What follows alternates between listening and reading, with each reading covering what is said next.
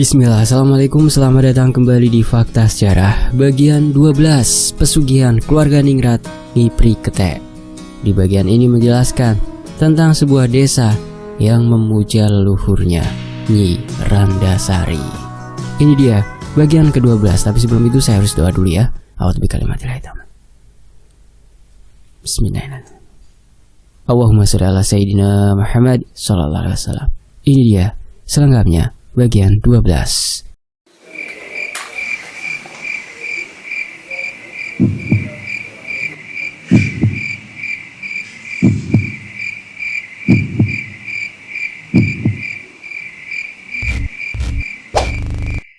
Sementara itu di astana, Nyi, sebentar lagi aku akan sempurnakan dirimu, jelas Ki Batara. Hitungan terakhir dari bayi yang ditumbalkan untuk Nyi Randasari kembali 99. Dan bayi terakhir yang dipercepat pertumbuhannya jatuh kepada ibu, di mana bayi yang akan dijadikan tumbal akan genap 100.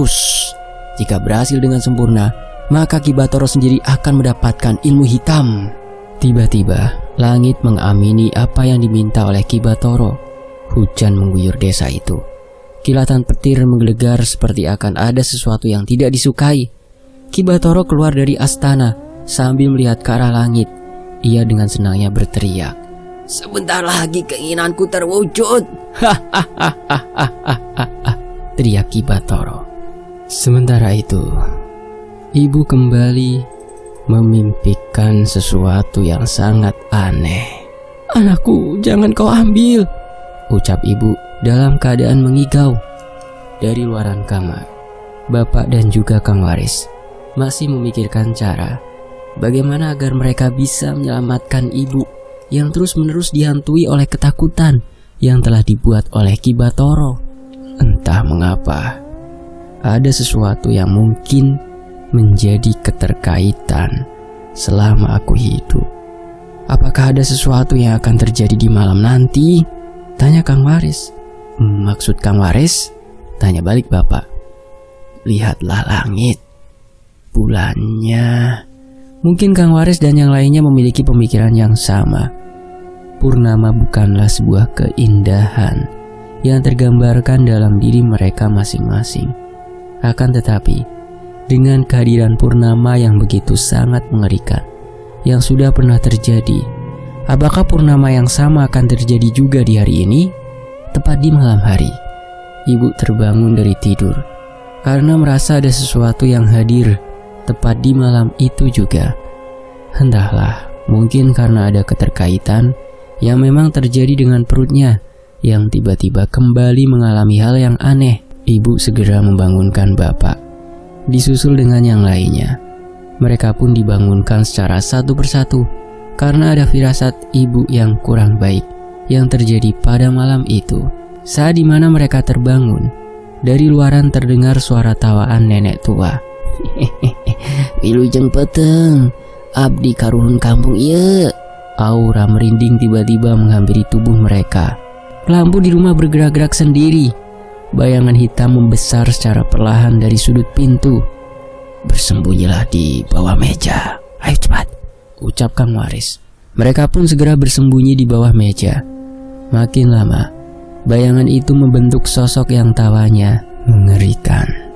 Angin di luaran yang sangat kencang. Nyi Randasari berdiri tepat di hadapan mereka sembari memainkan jari jemarinya.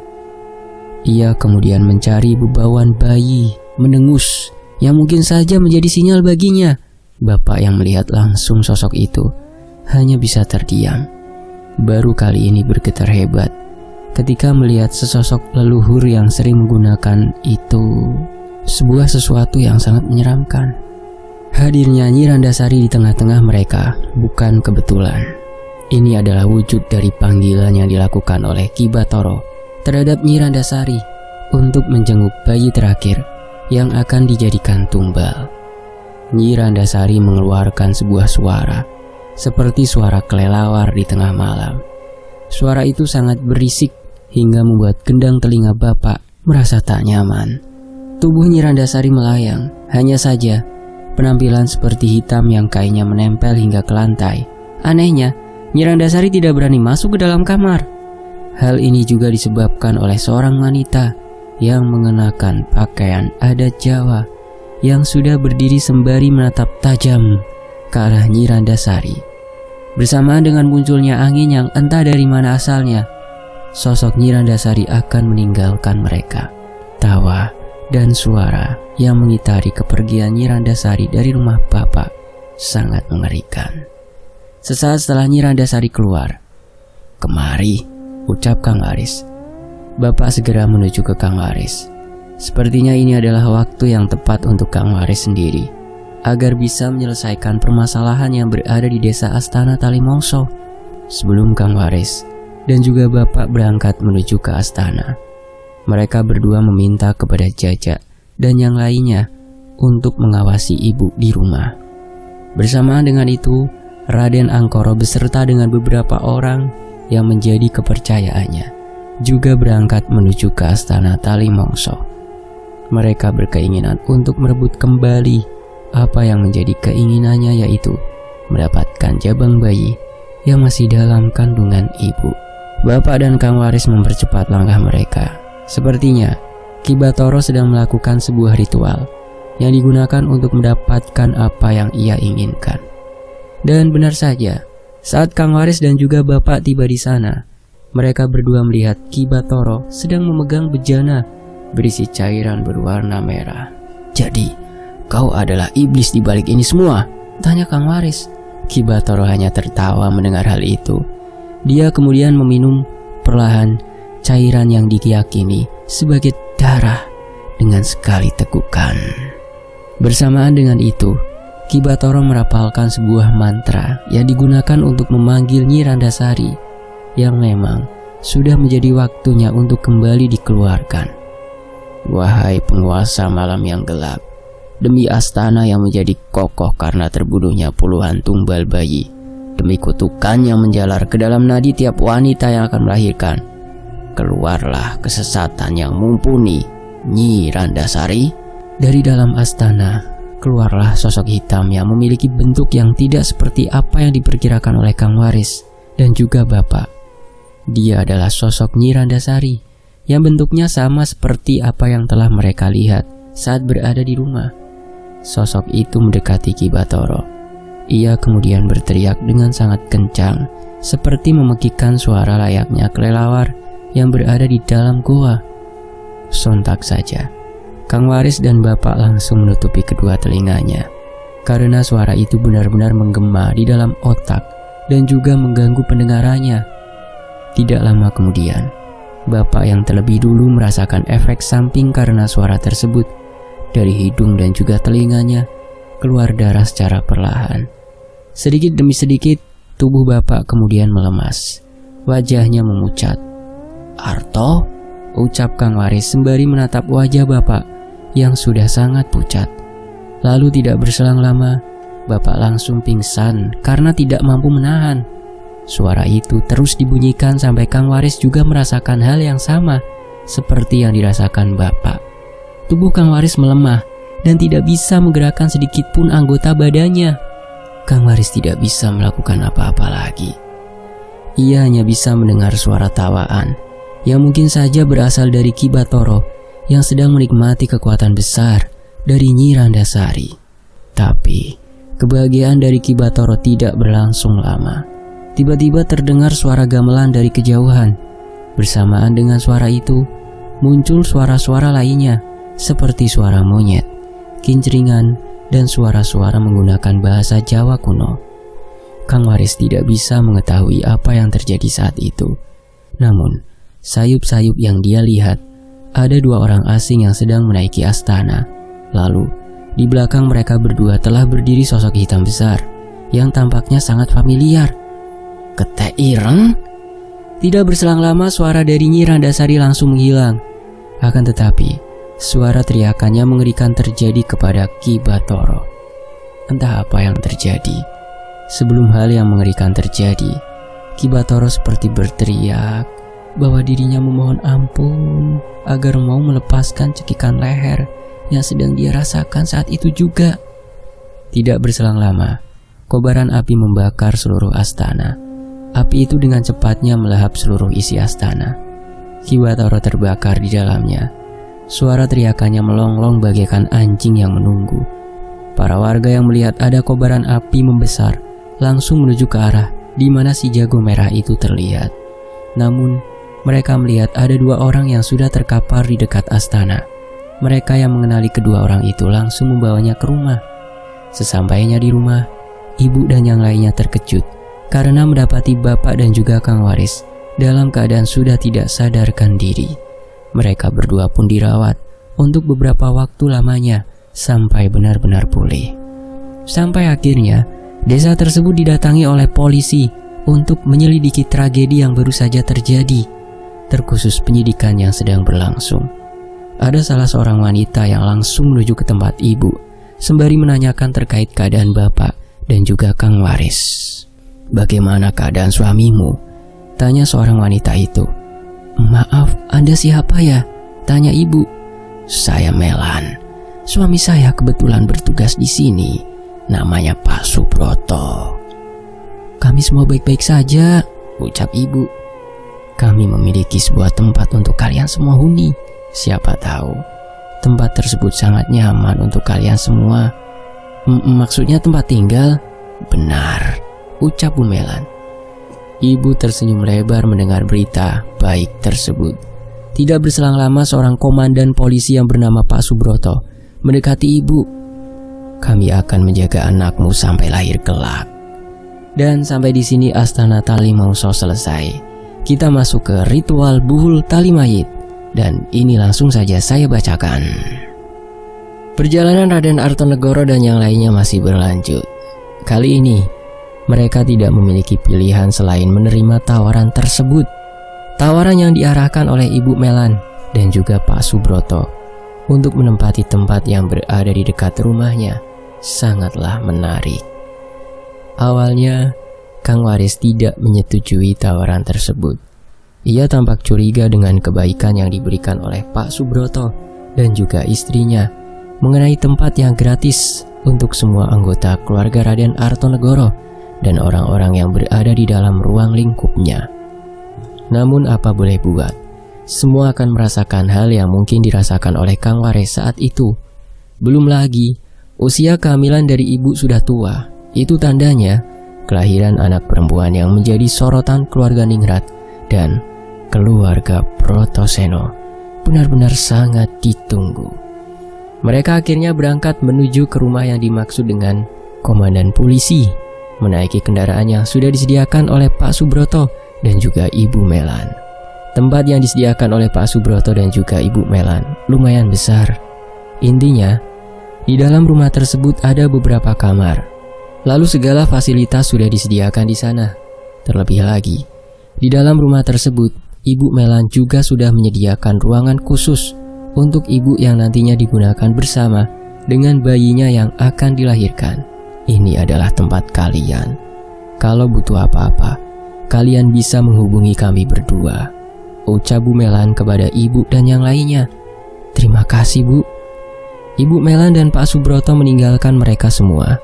Ibu dan yang lainnya segera berkemas dan menempati rumah baru tersebut. Entah mengapa, banyak sekali hal-hal yang masih dalam pikiran Kang Waris sewaktu Ibu Melan mempersilahkan rumah itu tanpa percuma. "Apakah ini jebakan, Arto?" tanya Kang Waris. "Maksud Kang Waris?" tanya bapak. "Aku rasa aku kenal dengan polisi itu." "Pak Subroto, Kang?" "Benar. Sewaktu kejadian di tragedi pabrik bawang, aku melihat Pak Subroto dan yang lainnya bersama dengan Raden Angkoro," jawab Jajak dengan nada yang serius. "Kalian yakin?" Jajak kemudian mengangguk. Ia membenarkan keraguan yang diarahkan oleh Kang Waris kepada polisi yang bernama Pak Subroto tersebut. Sepertinya ada sebuah rencana yang memang sudah mereka jalankan. Sementara itu setiap harinya Ibu Melan dan juga Pak Subroto selalu menengok ibu.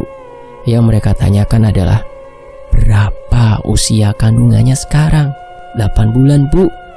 "Berarti 1 bulan lagi ya?"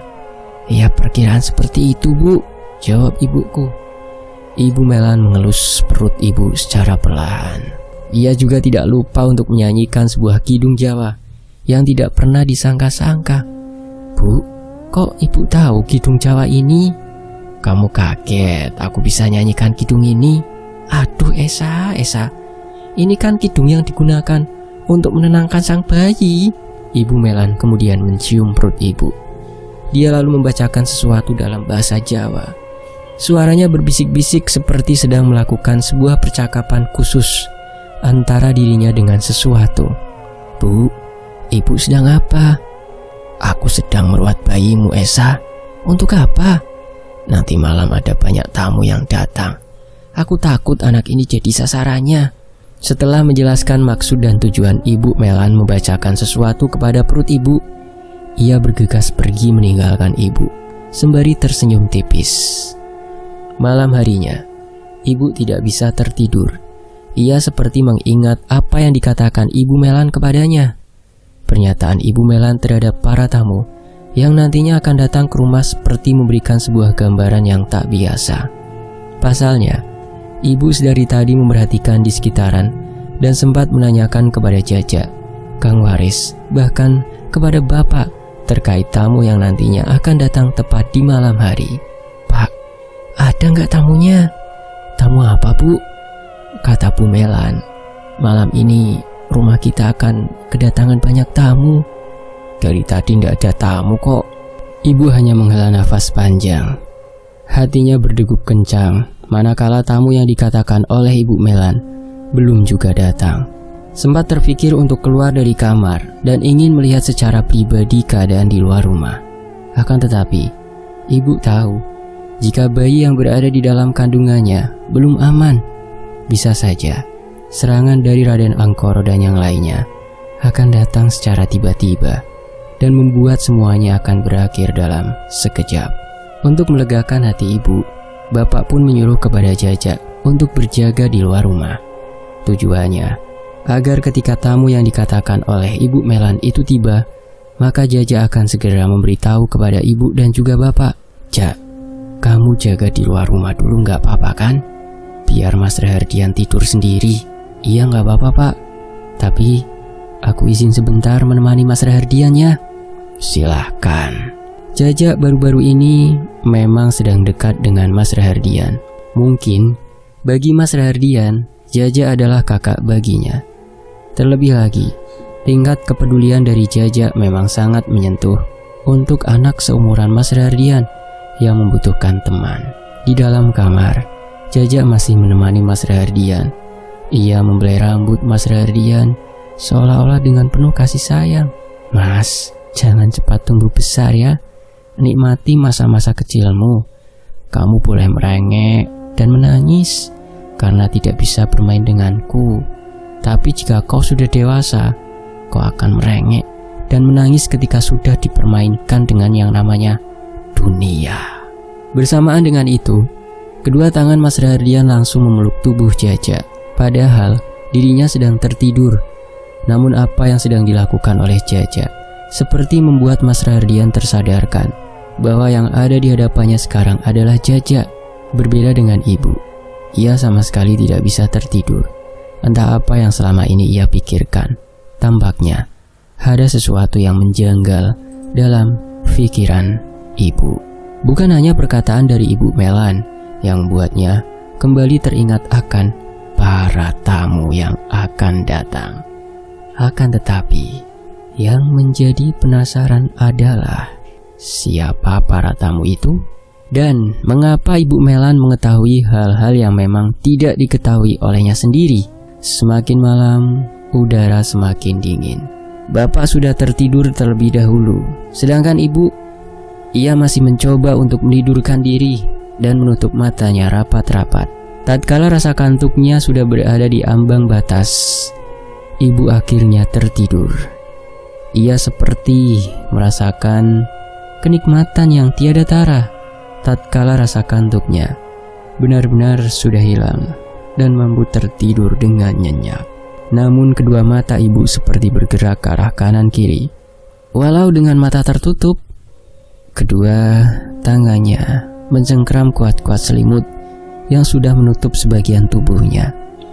Ibu mengalami mimpi buruk. Ia melihat sesuatu yang tidak biasa di dalam mimpi tersebut. mimpi yang nantinya akan menjadi kenyataan. Di dalam mimpi tersebut, ibu melihat ada banyak bayangan putih yang sedang berdiri sembari bergerak-gerak kepalanya. Mereka memiliki jumlah belasan. Sayup-sayup terdengar suara panggilan dari belasan bayangan tersebut. Mereka semua menyebutkan nama yang sama secara berbarengan. Esa, Esa, Esa. Ibu yang mendengar panggilan itu langsung mundur beberapa langkah. Ia tahu jika yang di hadapannya bukanlah manusia. Perlahan, mereka semua yang berada di hadapan ibu mendekat dengan cara melompat secara berurutan. Esa, Esa. Ibu semakin ketakutan mendengar suara itu, bersamaan dengan mendekatnya belasan sosok putih dengan melompat-lompat layaknya pocong. Esa. Ibu menutupi wajahnya dengan kedua tangan. Ia kemudian berteriak sekencang-kencangnya, "Jangan mendekat, jangan mendekat." Sementara itu, Jaja yang telah usai menemani Mas Rahardian, ia pun segera menuju keluaran rumah untuk berjaga-jaga. Namun kali ini, Jaja merasakan hawa yang tidak biasa. Ia merasa malam ini sangat sunyi dan benar-benar sangat sepi. Mungkin karena lokasi tempat yang mereka huni ini terbatas dan tidak semua orang atau warga bisa bermukim di tempat ini. Akan tetapi, tubuh Jaja berkali-kali merasakan hawa merinding yang tak biasa. Detak jantungnya juga berdegup lebih kencang. Pikirannya mulai mengarah kepada hal-hal yang aneh. Ia segera menguatkan diri dengan membaca doa yang ia tahu. Tujuannya adalah untuk menenangkan hati, pikiran, dan juga apa-apa yang ia takutkan saat malam itu. Langkah Jaja mulai menuju ke ruangan depan. Dari luaran, ia mendengar sayup-sayup suara agak berisik dan bersahutan secara bergantian. Suaranya mirip-mirip seperti suara tikus yang terjepit perangkap, atau seperti suara tikus yang hendak dimangsa oleh pemburunya. Suara apa ini? Berkali-kali Jaja mencoba untuk memiliki pikiran yang tenang dan juga positif. Entah mengapa, malam ini begitu terasa aneh.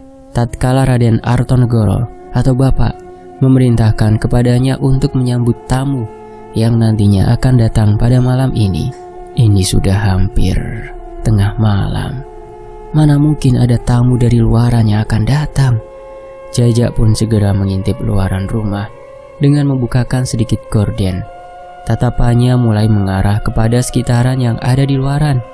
Ia juga melihat dedaunan kering banyak yang berterbangan akibat terhempas oleh tiupan angin yang sangat kencang. Walaupun begitu, Jaja tetap yakin jika firasat yang dikatakan oleh Raden Artonegoro mungkin saja akan ada benarnya.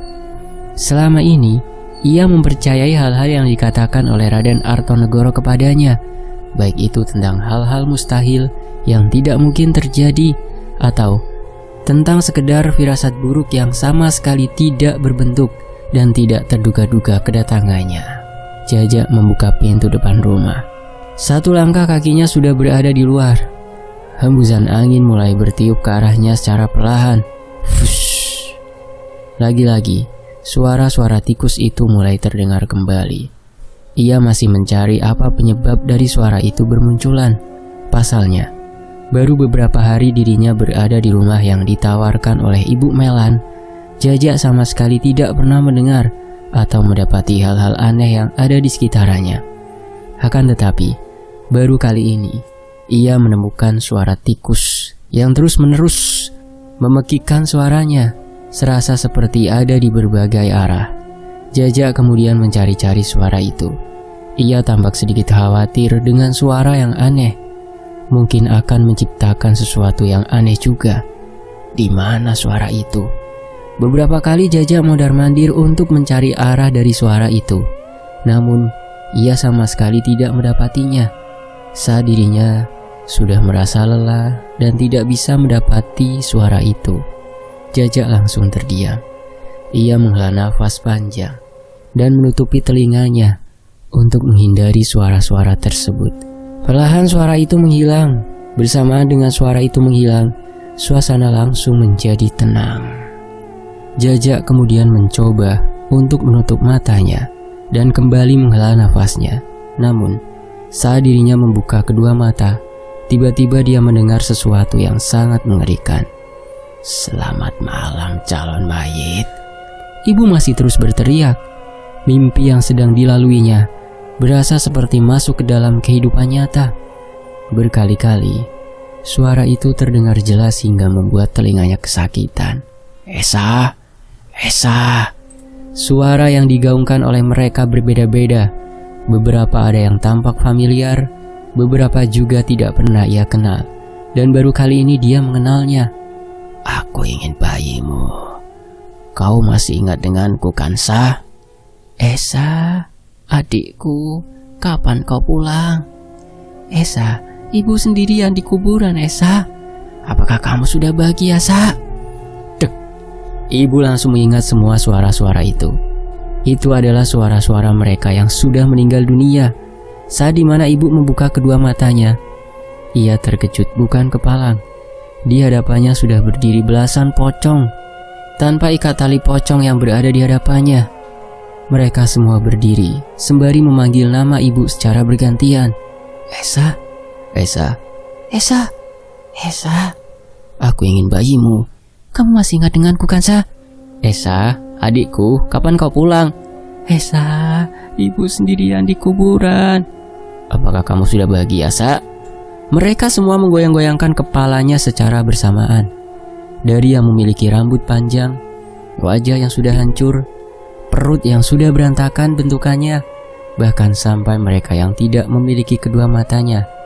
Namun ada salah satu dari mereka yang tidak menyebut nama ibu. Wajar, mulutnya tertutup oleh sesuatu seperti benang yang dijahit ke mulutnya. Kau?" Lalu, perlahan sosok itu menggerak-gerakkan bibirnya seperti akan membuka mulut dengan terpaksa, walau dalam keadaan bibirnya terjahit dengan benang. "Mbak, jangan. Tolong pergi. Dunia kita sudah berbeda, Mbak." "Ibu, Mas, kalian semua tolong pergi ya." Namun mereka malah menggaungkan suara itu secara bersahutan, memanggil nama ibu secara bersamaan dan menyebut kalimat-kalimat yang tidak ingin ibu dengar. "Esa, Esa, Esa, Esa, aku ingin bayimu. Kau masih ingat denganku kan, Sa?" "Esa, adikku, kapan kau pulang?" "Esa, ibu sendirian di kuburan." Mulut dari sosok itu langsung terbuka. Bunyi suara mulut yang dibuka dengan paksa terdengar sangat memilukan. Kerak. Air mata ibu menetes. Bibir mulai bergetar. Kedua tangan sudah tidak bisa digerakkan. Keringat basah mulai bercucuran. Detak jantungnya benar-benar berdegup dengan kencang. Acap kali, ibu berusaha untuk bisa bergerak dan kabur dari hadapan sosok-sosok pocong yang tidak memiliki tali pocong di kepalanya. Namun, semua sia-sia. Salah satu sosok yang memang sudah membuka mulutnya mulai mengatakan sesuatu. "Mau nyusul bareng kita nggak, Sa?" Ibu pun langsung terbangun. Bersamaan dengan teriakan ibu yang terdengar nyata, bapak langsung terkejut dan terbangun. "Bu, ibu kenapa?" "Pak, ibu takut. Ibu mimpi buruk. Mereka datang lagi, Pak." "Siapa, Bu?" "Para korban ngipri ketek, Pak." Jajak langsung terkejut. Ia langsung memundurkan tubuhnya dan mencoba untuk masuk ke dalam rumah. Akan tetapi, pintu terkunci dengan sendirinya. "Siapa kau?" "Namaku Pangarep." "Pangarep? Kau Jajak kan? Dari mana kau tahu namaku?" Ternyata orang itu adalah Mas Pangarep. Ia datang ke tempat Raden Artonegoro dengan seorang diri. Namun yang masih menjadi pertanyaan, dari mana ia tahu lokasi rumah yang bahkan tidak semua orang bisa mengetahuinya? "Namamu cukup terkenal di kalangan kami, Jak.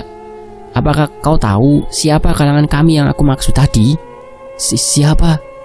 Mas Pangarep mendekati Jajak. Ia kemudian membisikkan sesuatu kepada Jajak dengan bisikan yang mengerikan.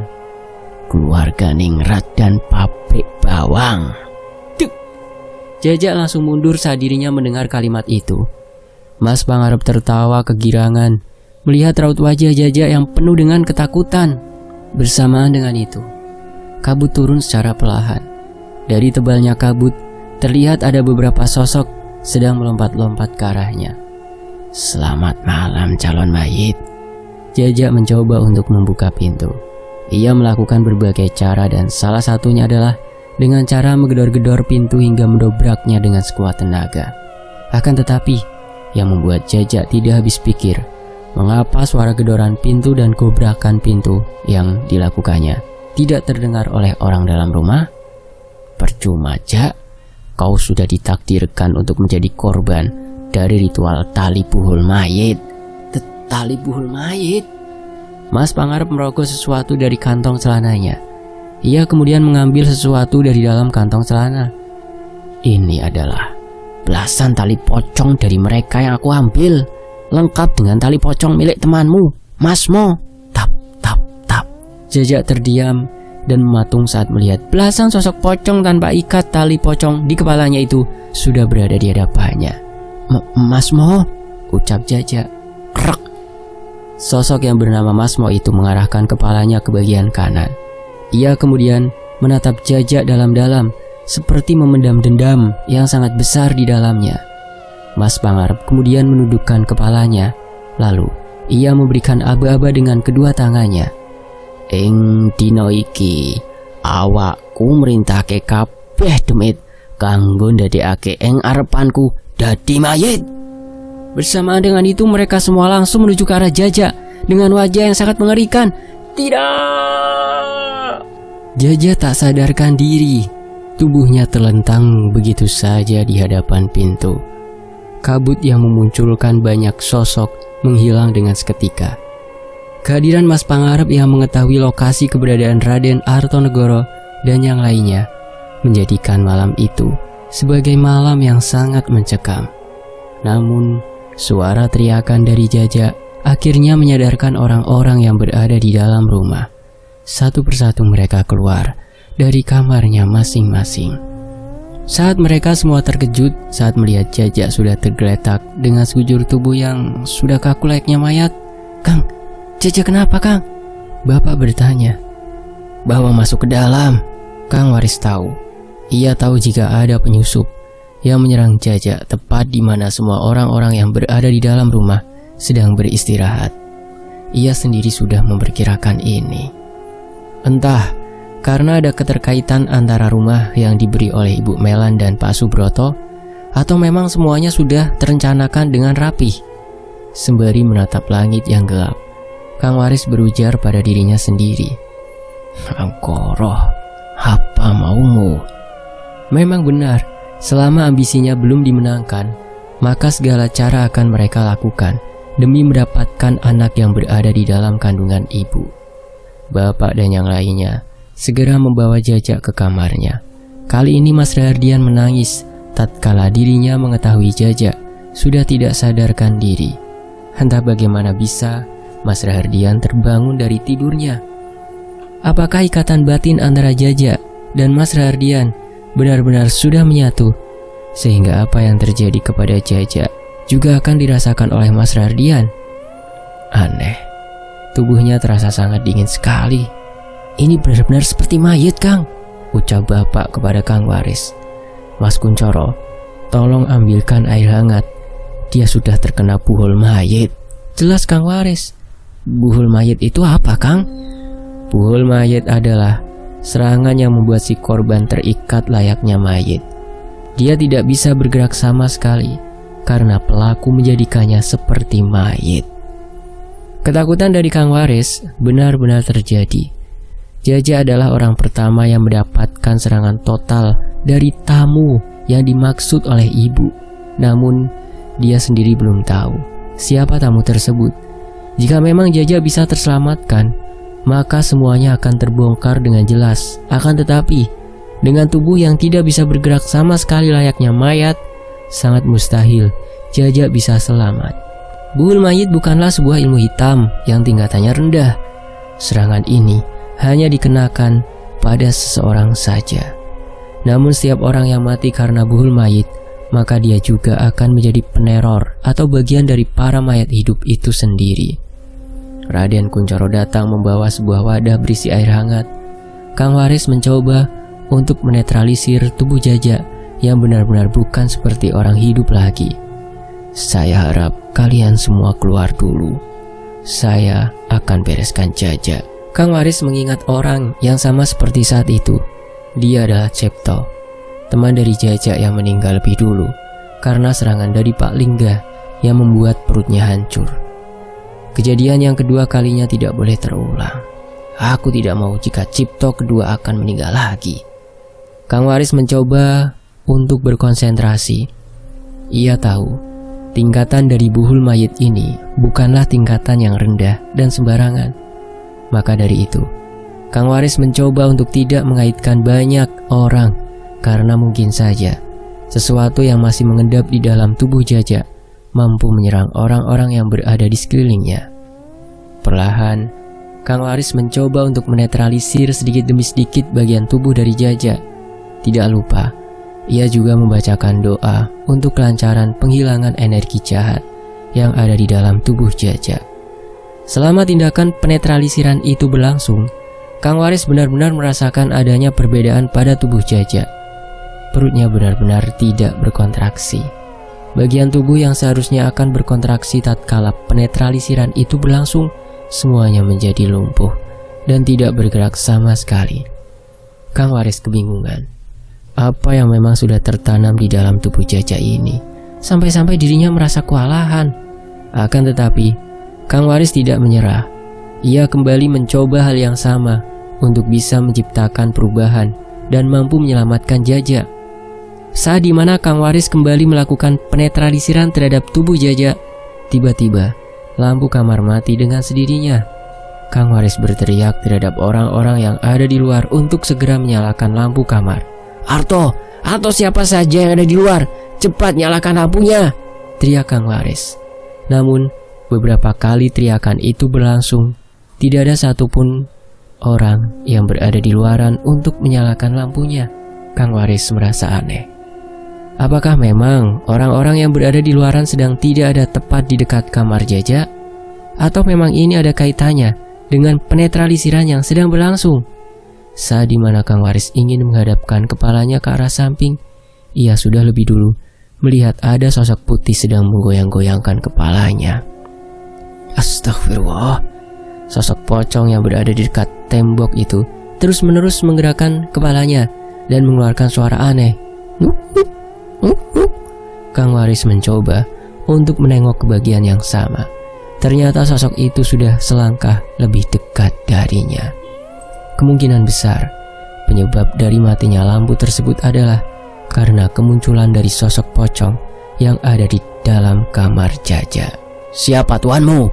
Tanya Kang Waris. Tidak ada jawaban sama sekali. Kang Waris kembali perlahan mengintip sosok itu yang sudah ada di bagian sampingnya. Dan hal yang sama pun terjadi. Sosok itu sedikit mendekat ke arah Kang Waris. Suara bembunyian yang sama masih terdengar jelas. Aku tahu, kau ditugaskan untuk menjadikan Jaja sebagai tumbal dari buhul yang terpasang tuanmu, kan? Kang Waris memberanikan diri untuk menengok langsung kepada sosok tersebut. Saat dimana dirinya membalikan pandangannya, tiba-tiba Kang Waris terkejut dengan bentukan dari sosok tersebut yang sangat mengerikan. Bentukan dari sosok tersebut sangat berbeda dengan sosok-sosok pocong pada umumnya. Di bagian kepala, sosok tersebut dibiarkan terbuka. Artinya tali pocongnya sudah menghilang dan sosok tersebut benar-benar tanpa menggunakan tali pocong untuk menutupi kepalanya. Kau? Kang Waris mengenal rupa dari sosok tersebut. Dia adalah teman dari Jaja, orang yang membantu keluarga Brotoseno untuk mengejar Kang Waris hingga menuju ke bagian alas wingit dan gugur di sana karena dibunuh oleh Mbak Arumi dan juga Kang Didi. Namun yang menjadi pertanyaan, apakah semua sosok yang gugur di alas wingit akan bernasib sama dengan sosok yang ada di dekatnya sekarang? Mas Mo, kembalilah ke alammu. Pocong tersebut hanya menggerak-gerakkan kepalanya. Ia sepertinya berada di bawah kendali tuanya untuk bisa membunuh Jaja yang saat ini berada dalam keadaan yang sangat kritis. Perlahan, Kang Waris mencoba untuk menarik nafasnya dalam-dalam. Ia tidak mau jika ini terus-menerus menjadi sebuah gangguan terhadap orang-orang yang ada di rumah ini. Jika tidak diselesaikan dengan cepat, maka semua orang yang ada di rumah ini akan menjadi korban yang sama, seperti apa yang telah terjadi kepada Jaja. Kedua tangan Kang Waris menggenggam kuat. Ia kemudian melepaskan nafasnya dengan kuat dan melepaskan genggaman tersebut tepat di dekatnya. Dengan begitu, muncul sejenis kabut yang dari dalam kabut itu sendiri bermunculan banyak sosok yang sama. Kang Waris terkejut. Dia kira yang merasuki tubuh Jaja hanyalah sosok Mas Mo saja yang dijadikan sebagai penggerak dari tuannya. Namun ternyata semua orang yang gugur telah hadir tepat di hadapannya. Dimulai dari sosok yang menyerupai Nyi Endang, Mbak Ina, Mas Sugeng, bahkan sampai ada salah satu sosok yang tampak familiar di mata Kang Waris. Orang itu adalah Cipto. Seluruh orang yang telah gugur benar-benar digerakkan kembali untuk menyerang keluarga Artonegoro dan juga Kang Waris serta orang-orang yang masih berada di dalam lingkaran tersebut. Kang Waris mundur beberapa langkah. Ia tidak sanggup untuk menghalau seluruh sosok pocong tanpa ikat kepala tersebut. Mereka semua bersama-sama menggerakkan kepalanya ke kanan dan kiri seperti mengikuti alur dari tuannya yang sedang mengendalikan mereka semua dari kejauhan. Sampai-sampai Kang Waris terjatuh karena sosok tersebut terus mendekat ke arahnya seperti ingin merasuki tubuh Kang Waris. Tap, tap, tap. Loncatan demi loncatan dari mereka terus mengarah ke Kang Waris. Mereka semua perlahan mendekati Kang Waris sampai-sampai seluruh benda-benda yang ada di sekitarnya benar-benar merasakan getaran energi jahat yang dikeluarkan dari para sosok pocong tanpa ikat kepala tersebut. Kang Waris memejamkan matanya sejenak. Ia kemudian berkonsentrasi untuk bisa menghadapi sosok-sosok yang benar-benar ingin merasuki tubuhnya secara bersamaan. Jika kuat, sosok-sosok tersebut akan mental dan menghilang dengan sendirinya. Namun jika tidak kuat, maka tubuh dari Kang Waris sendiri yang akan berdampak dan menerima akibatnya. Tubuhku tidak akan bisa dimasuki oleh para demit yang dikendalikan oleh manusia berkanuragan hitam. Bersamaan dengan itu, kamar langsung bergetar. Getaran ini juga dirasakan oleh orang-orang yang berada di luaran kamar. Mereka semua menyadari jika ada sesuatu yang terjadi di dalam kamar Jaja. Bapak segera menggedor-gedor pintu untuk mengetahui keadaan yang ada di dalam sana. "Kang, ada apa?" Getaran itu membuat para sosok pocong kembali merasuki ke tubuh Jaja. Mereka memasuki tubuh Jaja secara bergantian hingga Jaja yang tadinya tertidur pulas kini terbangun dengan kondisi mata terpejam dan kedua tangannya yang menyedekap ke bagian dada layaknya pocong. "Ja?" tanya Kang Waris. Jaja kemudian menggoyang-goyangkan kepalanya secara terus-menerus. Ia benar-benar sedang dirasuki oleh pocong-pocong yang ketakutan karena getaran hebat tersebut. Kang Waris segera berlari ke arah pintu kamar dengan tujuan untuk memberitahu semua orang-orang yang ada di luaran kamar. Ia tahu sosok yang merasuki tubuh Jaja sangat banyak dan sulit untuk dikeluarkan. "Buak!" Bapak dan yang lainnya terkejut saat mendapati Kang Waris yang menampakkan wajah seperti orang panik. "Ada apa, Kang?" tanya Bapak. "Jaja dirasuki oleh pocong kiriman. Tutup pintunya." Saat pintu ditutup, Jaja menggedor-gedor pintu menggunakan kepalanya. Entah apa yang terjadi dengannya setelah dirinya menggedor-gedor pintu tersebut. Namun, gedoran pintu tersebut benar-benar terus dilakukan olehnya hingga berpuluh-puluh kali. "Kang, kalau seperti ini Jaja bisa mati, Kang. Kita tidak bisa melakukan apa-apa. Yang merasuki tubuh Jaja bukan hanya satu. Maksud Kang Waris?" Jaja terus menggedor-gedor kepalanya ke bagian pintu. Ibu dan yang lainnya segera mundur ke arah belakang. Nyi Rati segera mengambil tindakan untuk menyelamatkan ibu dan juga Mas Rahardian yang sudah panik terlebih dahulu. Tidak berselang lama, suara gedoran itu terhenti dengan sendirinya. Raden Kuncoro segera menerobos ke bagian depan dan meminta kepada Kang Waris untuk membukakan pintu. "Kang, kita harus selamatkan Jaja," ucap Raden Kuncoro kepada Kang Waris. Kang Waris hanya terdiam. Dia merasa gagal karena lagi-lagi akan ada korban yang berjatuhan di pihaknya. Percaya sama aku, Kang, Jaja masih bisa diselamatkan. Raden Kunchoro langsung memegang gagang pintu. Dia kemudian meminta kepada yang lainnya untuk mundur beberapa langkah. Mas, ucap bapak. Biar aku yang urus, jawab Raden Kunchoro. Krek. Pintu kamar langsung dibuka oleh Raden Kunchoro. Suasana kamar benar-benar gelap. Tidak ada cahaya sama sekali. Saat dimana Raden Kunchoro melangkah, kakinya menginjak cairan yang sudah ada di bagian lantai. Raden Kunchoro penasaran dengan cairan tersebut. Ia pun kemudian merendahkan tubuhnya dan memegang cairan yang ada di lantai dengan menggunakan tangannya. Apa ini? Raden Kunchoro pun keluar dari kamar untuk melihat cairan tersebut dari luaran kamar. Saat tangannya ditunjukkan ke arah bapak dan Kang Waris, keduanya langsung terkejut. Mas, darah siapa itu? Tidak lama kemudian, Raden Kunchoro langsung terjatuh tatkala ada sesuatu yang menabraknya dari arah belakang, dan ternyata Jaja terjatuh tepat di tubuh Raden Kunchoro. Raden Kunchoro langsung melihat dengan jelas tubuh Jaja yang sudah tidak bergerak lagi. Ia pun langsung terkejut manakala bagian kepala Jaja sudah benar-benar tidak utuh lagi. Jaja! Kematian Jaja benar-benar membuat Kang Waris terpukul. Ia tidak menyangka jika orang yang ingin ditolongnya telah meninggal terlebih dahulu. Kita harus bagaimana? Tanya ibu panik. Bapak hanya terdiam. Ia tidak bisa berkata apa-apa. Kali ini, teror yang mengerikan benar-benar terjadi dengan cepat. Hingga kini Kang Waris dan yang lainnya masih mencari cara agar serangan itu segera dihilangkan. Sementara itu, di rumah keluarga Ningrat, mereka semua melakukan sebuah pesta kecil-kecilan untuk merayakan kematian Jaja yang menjadi satu pembaruan terbaru dengan dilakukannya ritual buhul mayit yang digunakan untuk menghabisi seluruh keluarga Artonegoro. Kau hebat, Pangarep. Kali ini kau bisa diharapkan. Aku yakin dengan majunya dirimu ke arah depan, kita akan dengan cepat mendapatkan bayi itu, puji Raden Angkoro. Dengan matinya Jaja, dendamku sudah terbalaskan dengan sempurna. Jelas Pak Lingga.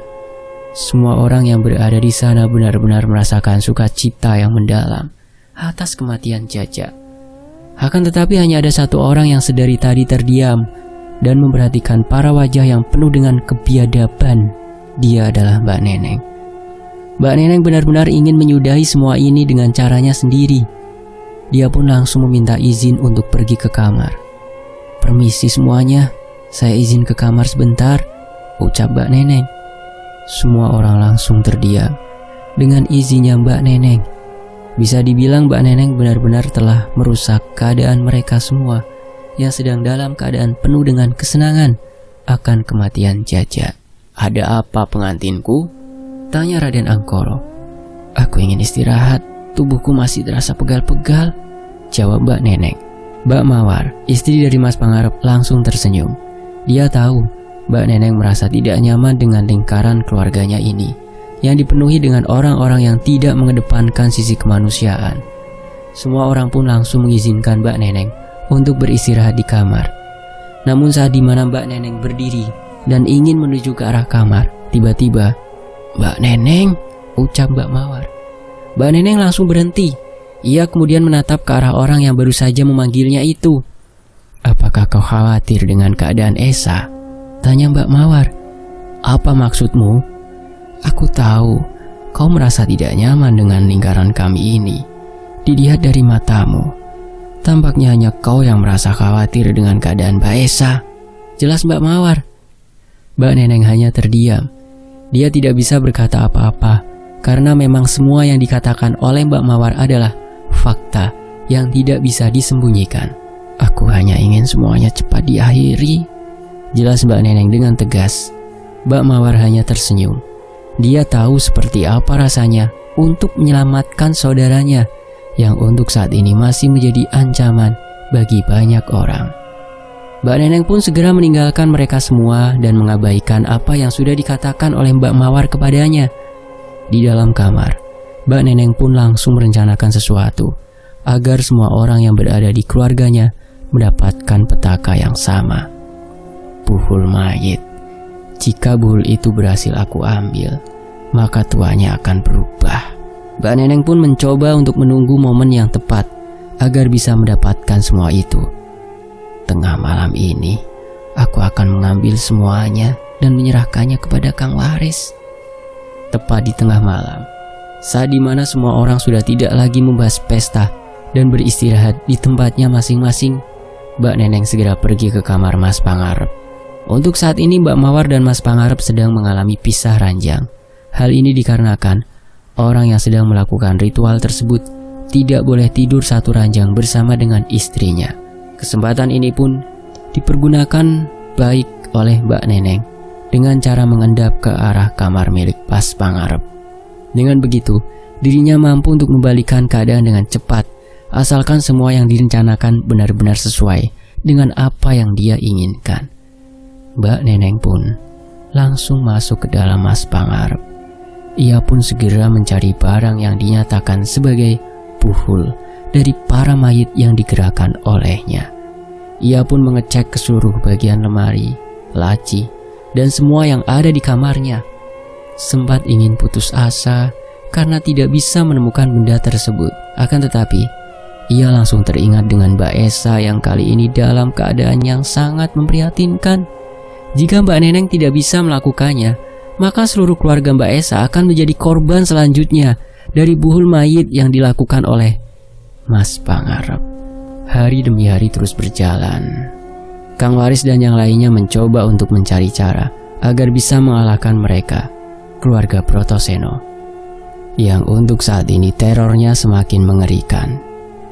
Mbak Neneng pun langsung tertuju kepada bagian bantal kasur yang sedang ditiduri oleh Mas Pangarep. Pikirnya, jika semua tempat dia tidak bisa menemukan benda tersebut, maka satu-satunya tempat yang mustahil untuk bisa digapai adalah di bawah kasur. Dengan perlahan, Mbak Neneng pun segera meraba bagian bawah kasur tanpa membangunkan Mas Pangarep. Saat tangan Mbak Neneng sedang meraba-raba bagian bawah kasur, tiba-tiba dia mendapati sebuah benda seperti kantong penyimpan barang. Mbak Neneng pun langsung mengambil benda tersebut dan secara perlahan mengeluarkannya. Saat benda itu berhasil dikeluarkan, Mbak Neneng langsung merasakan hawa merinding yang sangat pekat. Ia pun membalikkan badannya dan melihat secara langsung belasan pocong yang sudah berada tepat di belakang tubuhnya. Dengan begitu, ia membenarkan jika benda yang baru saja ia pegang kali ini adalah buhul yang dimaksud. Keesokan harinya, Mbak Neneng langsung pergi menuju lokasi yang dimaksud. Menurut informasi yang ia dapat, rumah dari Raden Artonegoro berada dekat dengan rumah dari Ibu Melan dan juga Pak Subroto. Jika dia berhasil, dirinya akan bertemu dengan Kang Waris dan menyerahkan benda tersebut untuk dijadikan sebagai media balas dendam yang ampuh terhadap semua orang-orang yang terlibat di dalamnya. Selama dalam perjalanan, Mbak Neneng terus berjaga-jaga dan berusaha untuk menutupi diri. Dia tidak mau jika pelariannya akan diketahui oleh orang-orang yang berada di sekitarnya. Hingga akhirnya, dia berhasil tiba di sebuah tempat yang merupakan tempat tinggal dari Raden Artonegoro dan yang lainnya. Ini adalah babak terakhir dari perjalanan Raden Angkoro. Aku harus menebasnya dengan memberikan buhul ini kepada Kang Waris, ucap Mbak Neneng. Dok, dok, dok, dok. Mbak Neneng mengetuk pintu rumah yang dihuni oleh Raden Artonegoro dan yang lainnya. Sembari mengetuk pintu, Mbak Neneng juga memperhatikan sekitaran. Ia takut jika nantinya langkah yang ia ambil menjadi sebuah petaka bagi dirinya sendiri. Tidak berselang lama, keluarlah seorang wanita dengan seorang anak. Siapa? Mbak Neneng? Iya Esa, ini aku. Ibu melangkah mundur sembari melindungi Mas Rahardian. Ibu masih belum tahu maksud kedatangan dari Mak Neneng yang datang secara tiba-tiba. Aku tidak bermaksud mengambil anak Musa atau turut ikut campur terhadap permasalahan Raden Angkoro. Aku ingin membantu kalian, Esa, jawab Mbak Neneng dengan jujur. Bersamaan dengan itu, bapak dan yang lainnya keluar. Mereka semua juga terkejut saat melihat Mbak Neneng sudah berada di hadapan rumah. Mau apa kau datang ke sini? Tanya bapak.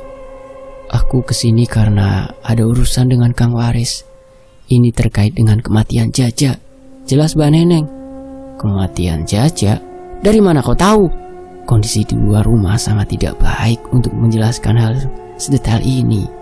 Bukankah akan lebih baik jika kita membicarakan ini di ruangan yang tertutup? Tanya Mbak Neneng. Kang Waris mengangguk paham. Ia kemudian meminta kepada bapak dan yang lainnya untuk mengikuti arahan yang telah diberikan oleh Mbak Neneng kepadanya. Kedatangan Mbak Neneng membuat yang lainnya semakin waspada. Entah apa yang mereka pikirkan terkait dengan kedatangan misterius dari Mbak Neneng. Mungkin pertanyaan yang paling mereka ingin tanyakan adalah, dari mana Mbak Neneng tahu lokasi tempat mereka berada? Ibu membawakan minum dan beberapa makanan untuk dijamu. Mbak Neneng yang memang salah seorang terhormat dari keluarga Ningrat benar-benar mempraktekkan cara makan yang anggun dan sesuai dengan adat bangsawannya. Jika kalian ingin bertanya, silahkan bertanya saja. Aku tidak keberatan harus menjawab semua pertanyaan kalian, ucap Mbak Neneng. Bapak pun menengok ke arah Kang Waris. Rasanya hatinya benar-benar sangat menggebu-gebu untuk melontarkan beberapa pertanyaan atau mungkin banyak kepada Mbak Neneng. Dari mana kau tahu tempat kami ada di sini? Mbak Neneng terdiam sejenak. Ia kemudian menatap ke arah bapak dengan tatapan yang serius. Semenjak kalian pergi dari rumah, setiap jejak langkah kalian selalu diikuti oleh Raden Angkoro. Baik ketika kalian berada di Alas Wingit ataupun di Astana Tali Mongso. Jelas Mbak Neneng. Bapak tidak percaya dengan jawaban yang baru saja diucapkan oleh Mbak Neneng. Mungkin bapak akan percaya jika mereka mengikuti semua jejaknya tatkala berada di Alas Wingit. Namun, bapak sempat terkejut tatkala Mbak Neneng mengatakan bahwa Raden Angkoro dan yang lainnya juga ikut berkecimpung di Astana Tali Mongso. Bukankah tidak ada satupun orang-orang di keluarga Ningrat dan keluarga Brotoseno tahu tentang tempat itu? Tanya bapak. Ki Broto adalah musuh dari Raden Angkoro. Dia yang berada di Astana Tali Mongso bagaikan sebuah ancaman bagi Raden Angkoro dan yang lainnya. Hal ini disebabkan desa itu merupakan desa tumbal yang dibuat sendiri oleh Ki Batoro atas bantuan dari Nyi Randasari. Bapak tidak yakin jika hal ini benar-benar sangat tepat terkait dengan apa yang memang sedang diincar oleh Raden Angkoro. Jika Ki Broto menginginkan bayi yang dikandung oleh ibu, maka Raden Angkoro berusaha melindungi ibu dari gangguan Ki Batoro. Dengan kata lain, Raden Angkoro sendiri sengaja melindungi kami karena tujuannya tertentu. Tanya bapak.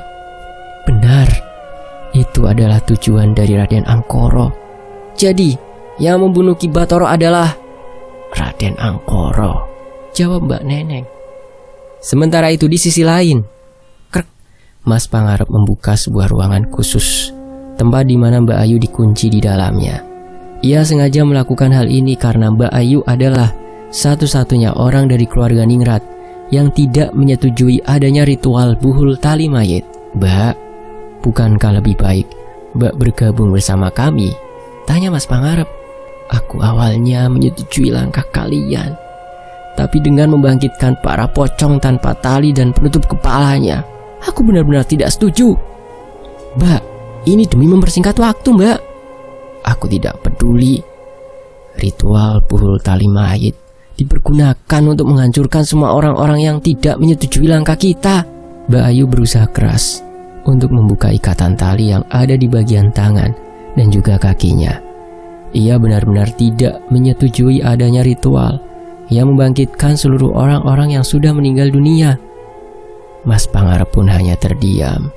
Ia kemudian membalikkan badannya dan kembali melangkah keluar. Namun sebelum Mas Pangarep menutup pintu, Mbak Ayu berteriak dengan kencang, "Lepaskan aku, Pangarep! Lepaskan!" Mas Pangarep pun menatap wajah kakaknya dengan tatapan yang mengerikan. Ia tersenyum sembari mengatakan sesuatu. "Mbak, bukankah Mbak sendiri yang mengatakan jika neraka terbentuk karena kelalaian kita sendiri? Sekarang Mbak lalai dan tidak mau mengikuti langkah kita. Bukankah itu balasannya setimpal dengan apa yang Mbak lakukan? Ucap Mas Pangarep. Akan tetapi bukannya ketakutan, justru Mbak Ayu tertawa mendengar ocehan peringatan dari mulut Mas Pangarep.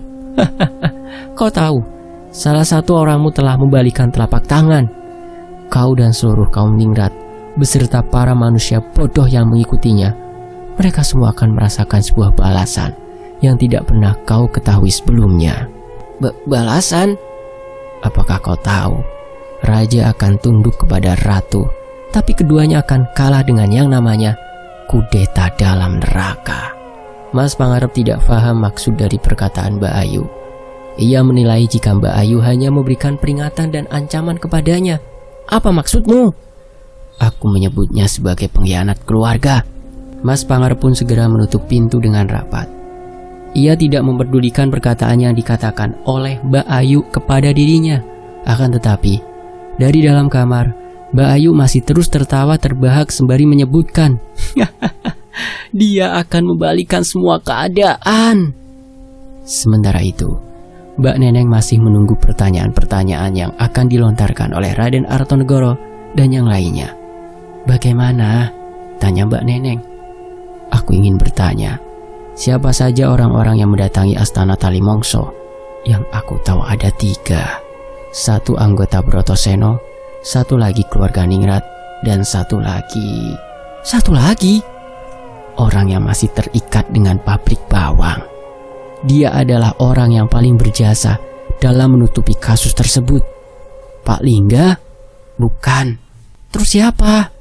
Semua orang yang berada di dekat Mbak Neneng menjadi sangat penasaran. Tampaknya jika dilihat-lihat dari yang baru disampaikan oleh Mbak Neneng, orang ini bukanlah orang biasa.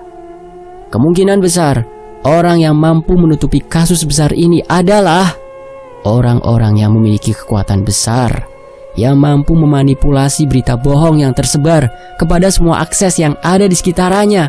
Kau akan tahu nanti, Arto. Untuk sekarang, aku tidak bisa menjawabnya karena semuanya sudah terlambat. Apa? Terlambat? Bersambung. Siapakah sosok yang dimaksud Mbak Neneng? Apakah ada kaitannya dengan instansi terkait yang berwenang dalam mengurusi kasus-kasus meninggalnya seseorang dalam sebuah tragedi? Nantikan kelanjutannya hanya di Fakta Sejarah. Terima kasih teman-teman, terima kasih Mas Restu Ratmaja.